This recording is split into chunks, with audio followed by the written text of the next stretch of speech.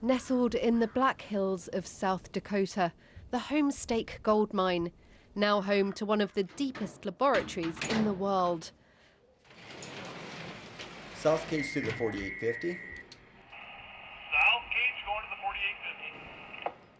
3 kilometres down is where scientists have the best chance yet of finding dark matter, a mysterious substance born in the Big Bang. The challenge is it's never before been seen. Scientists believe dark matter makes up more than a quarter of the universe. This is a computer projection mapping out in blue where it's thought to be at its densest. And across its web of clumps and tangles, galaxies merge and cluster. It's essentially the invisible scaffold upon which our cosmos is hung. Nobody actually knows what dark matter looks like, but imagine I could use this lens to take a look at these mysterious particles. Scientists think they're everywhere, hanging in space, but because the Earth is constantly in motion, it would look like they're streaming through us, trillions upon trillions, passing through us every second, like ghosts. This phantom-like quality is what makes them so hard to detect. But there is a theory that dark matter particles do sometimes bump into regular matter.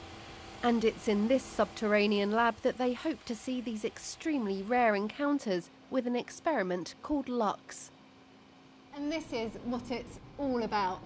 1 mile underground, a tank spanning 2 stories. It contains 300,000 litres of ultra-purified water, and suspended at its heart is the most sensitive dark matter detector ever built. And of course it's where the detector itself is. This experiment is the culmination of decades of research. We're just on the threshold of starting a new search with the LUX detector, which lasts for around 300 days. And we're configuring the detector to look for the extremely occasional interaction, possibly one every month or every few months. Finding dark matter will put this lab on the map.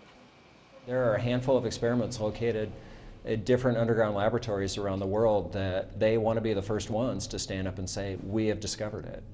And so it is very competitive. I think whoever is fortunate enough to be able to discover dark matter first, it certainly will be a Nobel Prize winning result. Absolutely. Staking everything on such an elusive substance is a risk.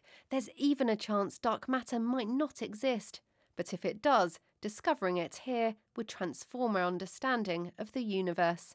Rebecca Morelle, BBC News, South Dakota.